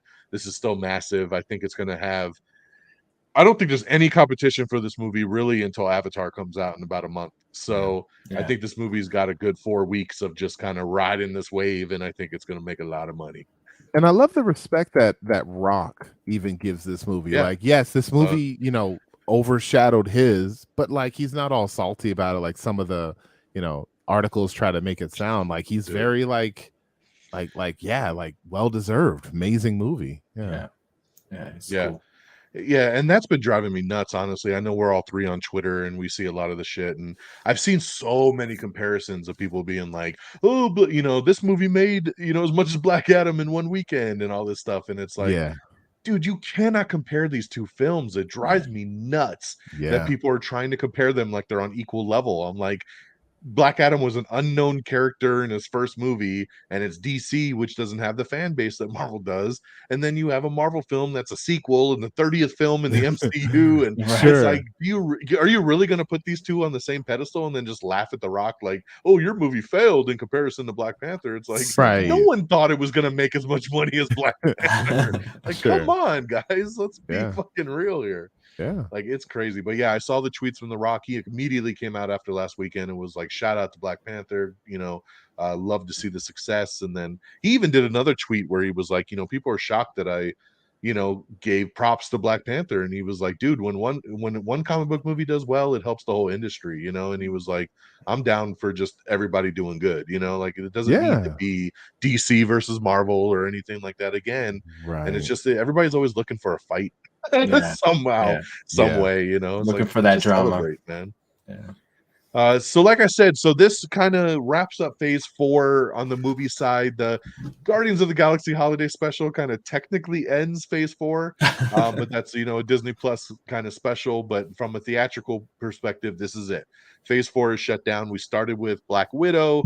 Obviously, we had Shang-Chi, we had the Eternals, we had Doctor Strange and the Multiverse of Madness, we had Thor: Love and Thunder, and then here we have Black Panther. Of course, this was also the first phase that gave us TV shows, right? We've talked a lot about the TV shows. We've had WandaVision, and Falcon Winter Soldier, and Loki, and Miss Marvel, and Moon Knight, and She-Hulk, and and it's just, we've had a lot of stuff come out in phase 4. yeah. So I just quickly, I don't want to spend too much time on it, but just kind of quickly, what is our overall thoughts on phase 4 now that it's kind of complete? I think now that we've all kind of agreed that we see the bigger picture as this was the grief kind of phase, like we're all kind of, grieving, and how do we move on kind of in a phase. It's a very divisive phase, I'll say that, especially from the world online. So let's go through some thoughts. I'll go to you, Frigginz. I'll throw it to you first. Kind of, what's your overall kind of thoughts now that phase 4 is wrapping? You know, I had a thought as you were talking earlier when you mentioned that the MCU is now hit 30 films, and it was kind of funny because I was like, oh, we're in our 30s and now everyone's having kids. So I feel like that's what it's been about, is like pulling out all the kids now. So with the younger cast members that they're starting to drop. Honestly, I have to say that as a whole, I still understanding now that it's been about more of that grief and the next chapter, right, of the youth. That makes me feel a little bit better about it.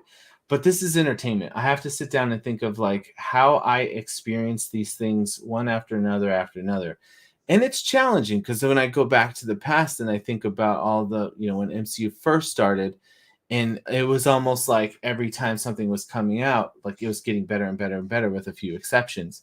And in this instance for phase 4, I think it was the reverse. It was like every time something was coming out, I was just like mediocrely saying like, okay, that was fun, but it didn't really knock my socks off with the exception of just a couple. So having that reverse experience has been a little bit of a downer for me.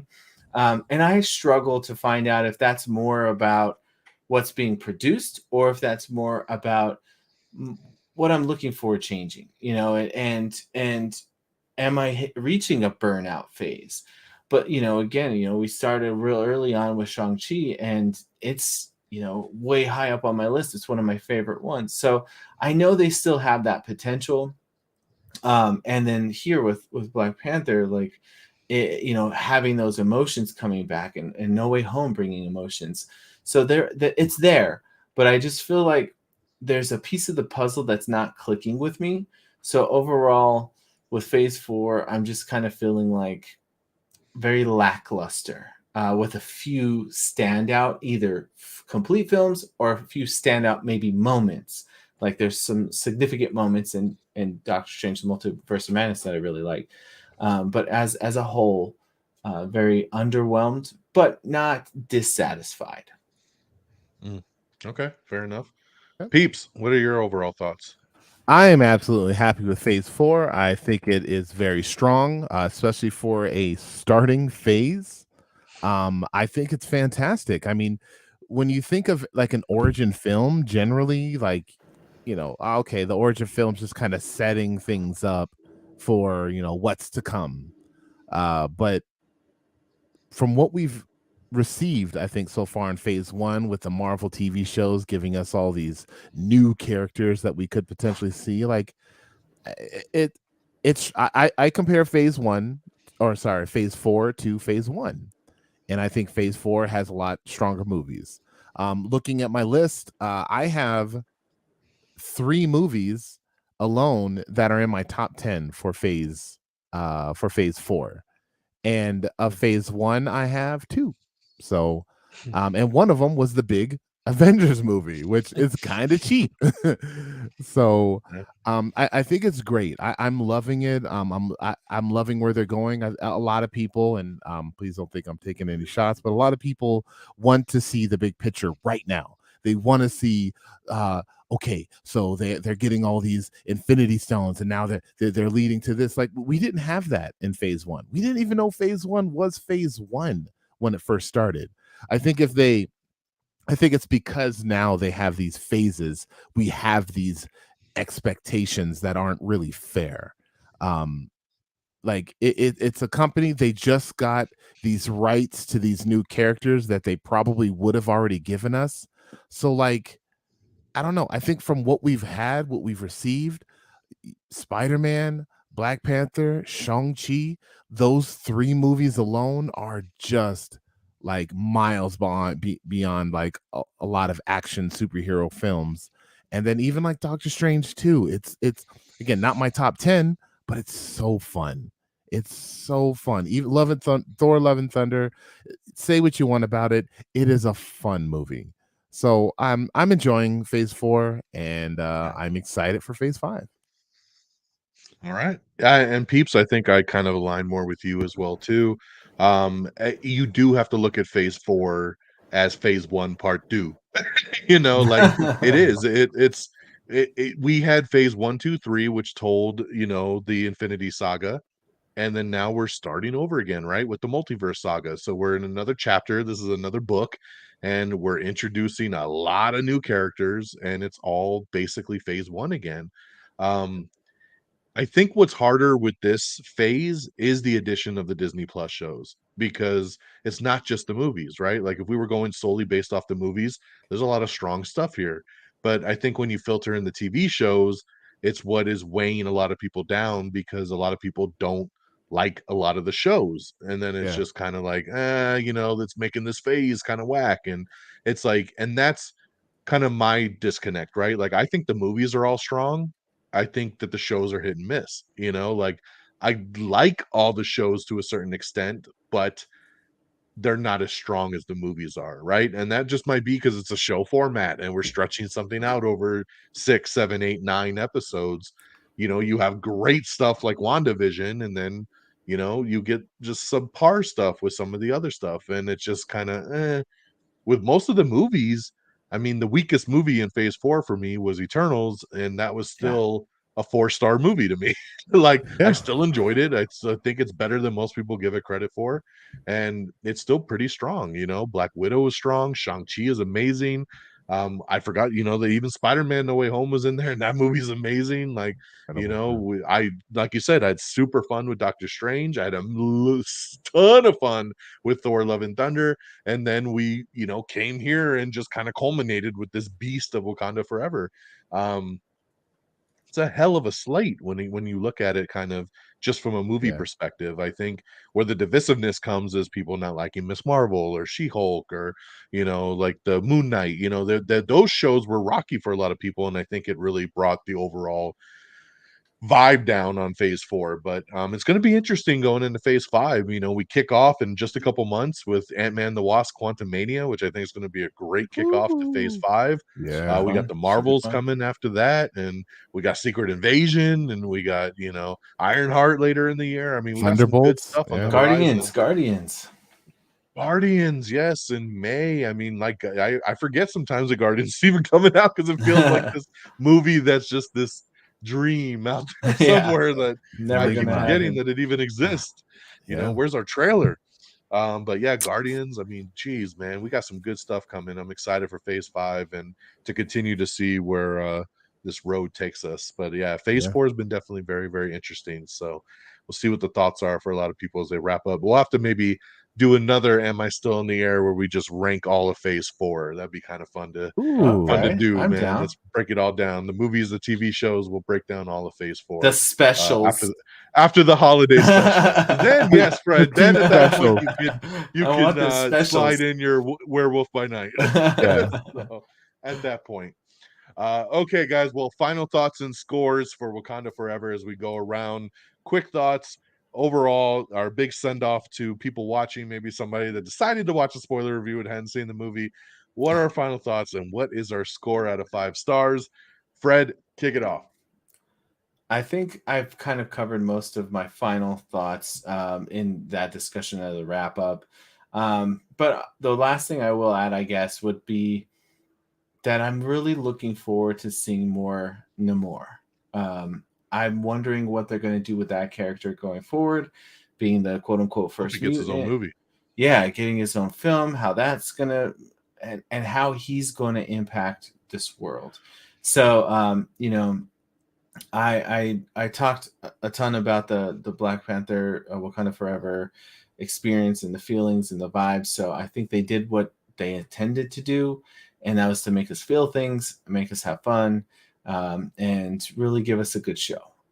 So with that, I did struggle somewhat with my score. I wasn't exactly sure where to place this. I really teetered between two different scores. And I'm gonna say this: when I first watched Black Panther, if you go back and watch, like I think we did "Am I Still in the Air" about it, you know, I had some relative nitpicks, and my score was a lot lower. Like I think I even was at like a 4 at one point, and then I watched it again, and then I was like, okay, that's 4.5. Then I watched it again, and I went, oh, 5. Oh, it's a 5. And now every time I watch it, I like it more and more and more. And I'm like, what was I thinking? Like, I absolutely love Black Panther. And I think that I might be in that boat here again because, you know, especially with that initial reaction of missing the strong, like identified lead in the beginning, it definitely pulled me out. And if a film pulls me out of the moment, then I feel like if I catch that happening, I don't necessarily feel that I can score it a full on 5. So I'm going with a 4.5. But you know, as we do this, if we revisit, yeah, this very likely could be a 5 later. I don't know. 4.5. We'll put a little asterisk by it. Yeah. I gotta watch it a couple more times, I think, Subject for it to to really change. sink in. But I'm going 4.5 right now. Okay, Peeps. Man, you know, we've been ranting and raving about this movie. Obviously, I really, really enjoyed this. And I think one of the biggest things about this movie that I appreciate is this movie is directed, created, written by a person that was mourning the loss of their friend. As DX said in the opening, the script was done. He had actually turned it in. He turned in the first draft of the script to be approved by Marvel Studios, and then Chadwick passes, and nobody really saw it coming. And they knew he was sick, and I think I even heard that he was kind of expecting to kind of come out of it. Yeah, I'm feeling a little under the weather, but like I'm going to come out of it and you know finish the movie. But like obviously that didn't happen.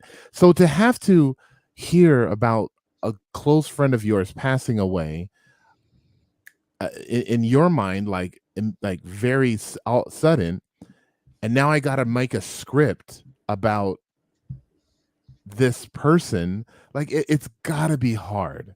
And the fact that he did it in such a way and it came out the way that it did, that's why I was Yeah. giving this movie a pass going into it. I'm like, this is a rewritten storyline. Wasn't even his original thought. On the fly, he's mourning as he's making it, as is every other cast member. Like, it's great, and it turned out perfect. So many things like I said, we said we can go on and on about things that we like. And yes, the movie wasn't perfect. There's things that could have been cut out. There are like character moments that didn't really make sense, spines that should have been severed that are actually cured by herbs. Oh, the thing I forgot to bring up earlier, I thought it was silly that they can just 3D print the herb like like it's a figure from a D&D game or something. Like, oh yeah, hey, print that. Print and it just prints a figure. Like, what? I don't know. Right. Like I That they don't could still like mash into like the little soup to drink, you know? Yeah, yeah. and they just use it like it's a normal herb. It's like, I don't know, like maybe if they could have grown it, like use something and then like maybe enhanced its growth or something like that. I don't know, but whatever, Yeah. nitpick. But all in all, like I love what I saw. The heart in this movie, like you said, DX in the beginning, and then they did it again at the end. Like you would think that it would only be like one scene or one moment, and they would have just left it alone. But they paid tribute again to him, and just it was very beautiful movie. And yeah, I give this movie 5 stars. Potentially I could change and it could go to like 5.5 or 6. It could just break the star. Like, Break the I stars. love this movie so much. I think the thing that will change a lot is its position. Yes. With Yeah. everything else, I have this right next to a movie that I feel like I really love, but I'm like, this movie can definitely kick this other movie to to Yeah. the curb. So once I watch this movie more, and then those my other top movies, I'm not going to tell you yet. I we'll see where it lands, but yeah, for now I'm comfortable where I have it. Yeah. I totally agree. I was talking to Frigginz before you jumped on, and I was talking about my ranking and kind of feeling like, I feel like this one can slide around quite a bit depending on, replay value and watching it again and soaking it in a little bit more. I am just going off the one showing, so I definitely need to see this again at Yeah, some point Yeah. very soon. yeah, And then we'll see where it really falls because we'll get into that in a second. My overall final thoughts: amazing film. Like I said, outstanding was my word coming out the theater.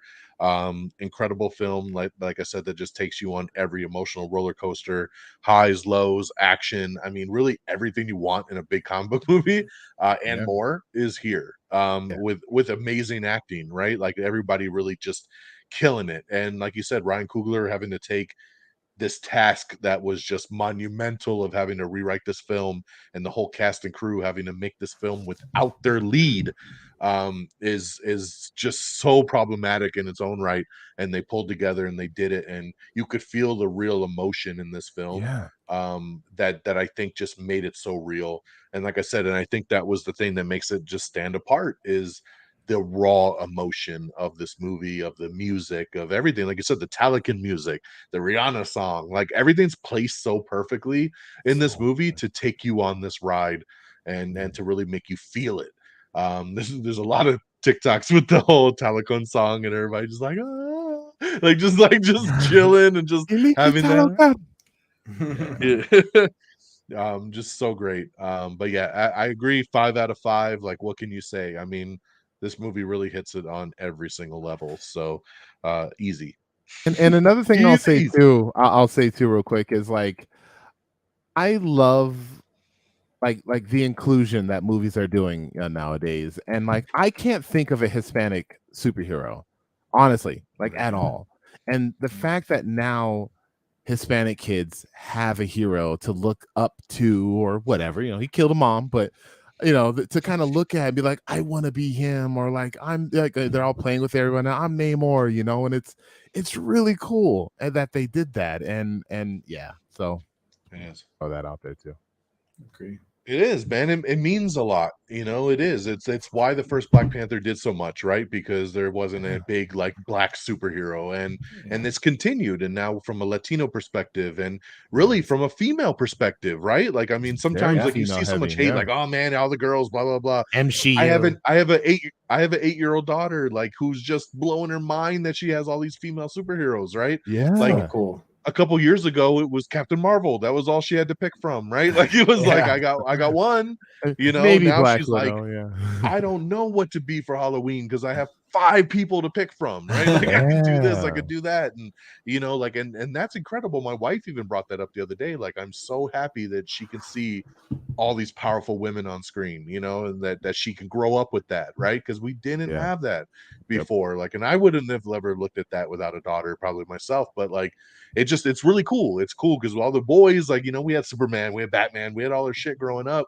This is different, Yep. man. It's a different Yeah. time, and it's really cool that they can see themselves, right? Like, my daughter was like so on the first Black Panther before we rewatched it, and then after we rewatched it, she was like, "That was really good." And then watching Wakanda Forever, she's like all about Shuri now, right? Like, Oh, oh, that's Shuri's cool. so That's cool, and dope. you know, like, yeah, like I mean, like that was cool to see, like, because I was like, I don't know if she's gonna like this film. This film might be too heavy. This might feel, you know, like I didn't know how I was gonna resonate with that with her, you know, and she loved it. Like she really soaked it all in, and now, yeah, she asked for a Shuri shirt the other day, and she's got one now. So, you know, it's That's pretty so cool, cool. man. So cool. So as you know, if you've watched these before, we always end up with our updated MCU countdown. So this is where we break down. We're not doing the TV shows yet. We are just focusing on the 30 theatrical movies that have hit since phase 1 now through phase 4. So we have 30 films. How do they fall in now after we slide in Black Panther Wakanda Forever? So this will be interesting to see where we fall. We'll start with Fred because his list is the worst, and then we'll move forward from there. Damn you, Don. So, All right. So the correct list order is starting from bottom up, just in case you're new. yes, 30 start at is 30. where I'm starting. So that would be Iron Man 2, then Iron Man 3. Already. Iron Man 2, Iron Man 3, Thor the Dark World, and Eternals. Those might switch. I'm not sure yet. I might have to rewatch Dark World, but Eternals is 27. Incredible Hulk, Captain Marvel, Avengers Age of Ultron, Ant-Man Wasp, Spider-Man Far From You do Home. numbers with it. You're just reading names, and now we're losing where you're at. Oh, sure. So Some numbers, buddy. Come on, you're not a rookie. got it. So Ant-Man and Wasp was 23, Spider-Man Far From Home was 22, Black Widow is 21, Doctor Strange Multiverse Madness is 20, Doctor Strange 19, Thor the first one 18, Thor Love and Thunder 17, and then Black Panther Wakanda Forever is currently sitting at 16. I literally knew it. Good call. Wow. Number 15 would then be Ant-Man. Number 14 would be Guardians of the Galaxy Volume 2. Number 13 would be No Way Home. Number 12 is Black Panther. Number 11 is Thor Ragnarok. Those two I'm struggling with as well. Those could alternate. And then my final top 10. That would be Captain America the First Avenger. Shang-Chi at Captain America the First Avenger at 10. Shang-Chi at 9. Avengers at 8. Civil War 7. Iron Man 6. Spider-Man Homecoming 5. Avengers Infinity War 4, Avengers Endgame 3, Captain America Winter Soldier 2, and my favorite is Guardians of the Galaxy, the first one. That's my list. Where did you have No Way Home? That was at 13. I also, admittedly, and this is, I think you have Homecoming higher than that. I love So weird. Homecoming. Homecoming is great. Yes, I Homecoming feel is like- awesome. But geez. Ragnarok higher than that. I feel like I need to rewatch not only No Way Home, but like You've been saying that for the last year. Watch the goddamn movie. Well, and that's the thing is, of all the Phase 4 films, the only one that I wanted and felt like I had to rewatch was Shang-Chi. I watched that twice in the same day because of how much it hit me. And I haven't had that with anything else in Phase 4 so far. So currently, that's the only one I've seen multiple times, and I think I've seen it like 3 or 4 times, and that's why it's so much higher. But anyway, that's my list. Watch the more fun cut, and then you can see I do need to see that. Yeah. some of the extra stuff. It'll give you a reason to rewatch. That's true. That's true. All right, peeps, what you got? All right, so starting on the same one as Frigginz, but then just completely going a different direction, like immediately after. Number 30 is Iron Man 2. 29 is Thor, first one. 28 is Iron Man 3. 27 is Captain Marvel. 26, The Incredible Hulk. 25, The Eternals. 22 is Thor Dark World, Thor 2. 23 is Captain America. 22, I apparently typed a W in there, so I don't know what I have right there. So what? I'll have to fix that at some point. 21 was that where Wakanda Forever was? That's absolutely not Wakanda Forever. Black Widow, maybe? Widow? Yep. Wonder Woman is DC. That makes sense. Wrong way. Yeah. Okay. I could probably see it being Black Widow. Yeah. But yeah, so all right, so that'll be Black Widow for 22. 21 is Avengers Civil War. No, Avengers 2 is Age of Ultron. So Age of Ultron. Number 20, Doctor Strange 1, titled Doctor Strange. Number 19 is Thor Ragnarok. Number 18 is Thor Love and Thunder. 17 is Ragnarok. That shit drives me crazy. That's crazy. 17, they're the same movie.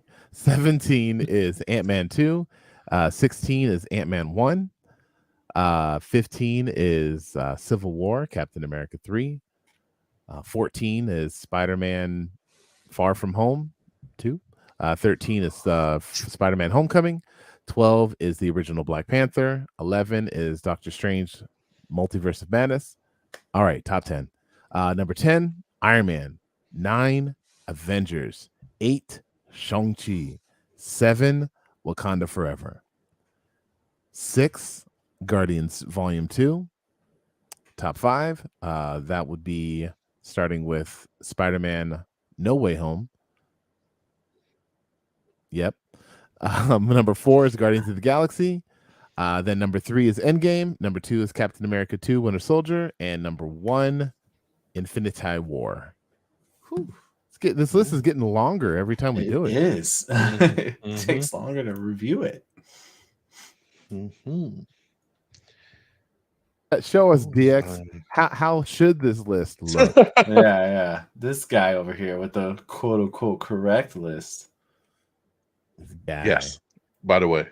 I was trying to think. There was something I wanted to ask about Peeps list, and then I totally fucking spaced it. Is it why you have Age of Ultron so high? Because it's an Avengers movie. Why you have it so low? Would you have Ragnarok so low? Oh, damn it! What the hell was I thinking? Shit, I can't think of it. Okay, well I'll just get going. So number 30 is Captain America, the First Avenger. Number 29, Iron Man 3, which is way worse than Iron Man 2. I don't know what's wrong with you guys. Number 28 is The Incredible Hulk. Number 27 is Black Widow. Number 26 is Eternals. Number 25, Thor the Dark World. Number 24, Iron Man 2. Number 23, the first Thor movie. Number 22, Captain Marvel. Number 21, Doctor Strange. Number 20, Ant-Man. Number 19, Ant-Man and the Wasp. Number 18 is Wakanda Forever. So that's where I'm going to slide that in. But this is what I was telling Fred before you jumped on. I was like, I feel like this one will shift a lot again on other viewings. I was actually kind of shocked as I kind of played with it on Letterboxd and was kind of drag and dropping. And then I was like, 18 really? Like out of the 30? Like I feel like it's higher in my head. Yeah. But I think what it is when I look at my list on top of this is more of a fun aspect, right? Like Wakanda Forever is a very heavy movie. And I feel like I probably had a lot more fun with these other movies, and they're more enjoyable to rewatch. And I think that's maybe why they take it a little bit higher. But yeah, so Black Panther Wakanda Forever, I'll put it 18. Number 17, the original Black Panther movie. So I have them side by side right now. Um, 16, Doctor Strange in the Multiverse of Madness. 15, Shang-Chi. Number 14, Spider-Man Far From Home. Number 13, Iron Man. Number 12, Thor and Love and Thunder. Number 11, Guardians of the Galaxy Volume 2. Number 10, Spider-Man Homecoming, sorry, at number 10. Number 9, Captain America the Winter Soldier. Number 8, Spider-Man No Way Home. Number 7, Thor Ragnarok. Number 6, Civil War. Number 5, Guardians of the Galaxy. And then we got our Avengers peeps as always. Number 4, Avengers Age of Ultron. Number 3, The First Avengers. Number 2, Endgame. And number 1, forever, Infinity War. Forever. Forever until Secret Wars comes out that has Wolverine in it and Deadpool and everybody else that we're missing. And then this movie's crazy. All the Spider-Man's it's got Nick Cage's Ghost Rider coming through. Yes, live action Spider-Punk and Chris Gwen Evans Stacy. is playing multiple characters. He's Johnny Storm. He's Captain America. Like he's the guy from Scott Pilgrim. Like he's just gonna pop up with all kinds of characters in the movie. Yeah, I love that. Exactly. All right. Well, there you go, guys. Go 30 films, man. I can't believe it. This list does continue to get bigger and bigger and bigger. It's insane to think. Started in 2008, and here we are almost in 2023, 30 movies later. And a handful of television shows as well, too. So, like I said, man, I think we'll reassemble here soon and do a full phase 4 countdown with movies and TV shows. It'd be fun to kind of slap it all together and see what we think. So very cool there. All right. Well, that is our Am I Still in the Air? Black Panther Wakanda Forever spoiler review. And of course, like, let's shout it out. Let's go around the horn. Start with Peeps. Tell people where they can find you. Well, obviously at reddragonsradio.com. But I do have my own podcast, The People's Forum, PEE. I throw all my new episodes out on the Twitters. You can follow me where DX let you know earlier. Also, it's right there for my peoples at the Twitters. So yeah, I talk about this mainly lately, but I want to kind of just go into like basic movie reviews, TV show reviews. But you know, time is the thing that I just don't have lately. Time is just a construct. Oh, okay. Yeah, gotcha. But yeah, that's where you'll find me. All right. Frigginz. Well, you can find me on Twitter and Instagram at Frigginz, Frigginz. That's Frigginz with a Z. And I am lucky enough to continuously be invited back, even though I have terrible lists and terrible opinions. I don't know how, but I get invited back. Your time is running out, Fred. Time is running out. The clock is ticking. But I do still show up at reddragonsradio.com as well. Phase 4 also ends with Fred's last appearance. Am I Still in the Air? Oh, that's cool. We're just waiting to end Phase 4 and then start Phase 5. We're gonna recast them. Yeah. Oh my goodness. We'll have a little Friggins that'll take your place. That's funny. But yeah, here on Red Dragons Radio, guesting here on Am I Still in the Air or on the People's Forum. So you can catch in podcast format there. I also do some TTRPG live action or actual play live streaming on Twitch. I got a couple different shows there, but my main one is on the Free Forge network. So that's twitch.tv/The Free Forge or on YouTube/The Free Forge on replays. The live stream goes on Tuesdays at 7:30 Central, and we play a Arcane / League of Legends setting where it's a fresh story, homebrew characters, and it's really fun. Definitely check that out. Also on Twitch, Beat and Friends, occasional Saturdays. We've been on a little bit of a delay for that one. But yeah, Instagram and Twitter is the easiest way to find out when those things drop. Hells yeah.